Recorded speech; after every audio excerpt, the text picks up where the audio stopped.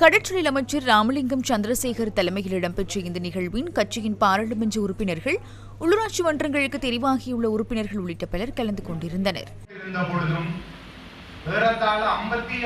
வெற்றியானது எமக்கு கிடைத்த ஒரு பாரிய வெற்றியாகத்தான் நாங்கள் நினைக்கின்றோம். மற்றவர்கள் கூறுகிறார்கள் தேசிய மக்கள் சக்தி வெற்றி வாகை சூடவில்லை என்று.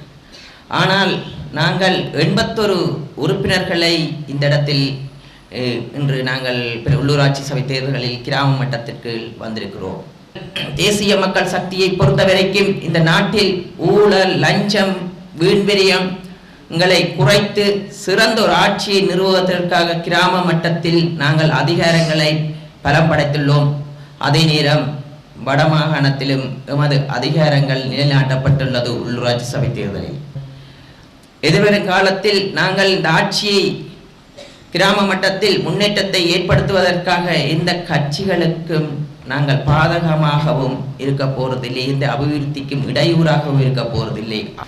தமிழர்களுடைய இருப்பு கேள்விக்குறியாகின்றது என்று கூறுகின்ற தமிழ் அரசியல்வாதிகளிடம் தமிழர்களுடைய இருப்பை தக்க வைத்துக் கொள்வது அல்லது பாதுகாத்துக் கொள்வது ஏதாவது நடவடிக்கை தோழர்கள்.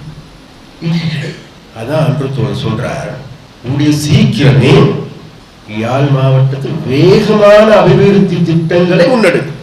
நமக்கு இருக்கின்ற இந்த உள்ளூராட்சி சபைகளில் கிடைக்கின்ற வேலைகளை சரிவர செய்ய சரிவர செய்கின்ற போது தோழர்களையும் இங்க இருக்கின்ற பல தோழர்கள் நாளைக்கு எதிர்கட்சி தலைவர்களாகவும் வரக்கூடும்.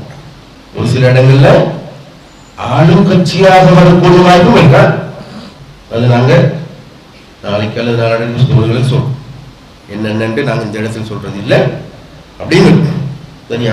அப்ப கூடுதலான இடங்கள்ல நம்ம பிரதான சக்தி சரியா. அப்ப அந்த சக்தியை நல்ல முறையில நாங்க பயன்படுத்துகின்ற பொருட்களே நாங்க நாளைக்கு இதை விட கூடுதலான பெரிய பாய்ச்சலை நோக்கி பாய முடியும்.